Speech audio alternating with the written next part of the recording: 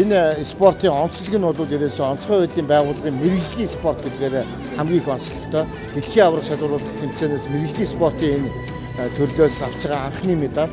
Дэлхийн аваргын хүрэл медаль гэдэг бол Монголд одоо маш их хүлээгдэжсэн, өсөөлөгдөсөн юм том шагналаа гэж. Тэмцээний онцлог гэвэл манай спорт ер нь их хүнд хэцүү, тийм хүнээс ер нь төсвөр төвчээр хурд хүч бүхэл юмыг шаардсан тийм эр зөргийн спорт. Баг хамтаалтайгаа нэг цол байж дэлхийн аваргын анхны хүрэл медалийг одоо маш их баяртай байна.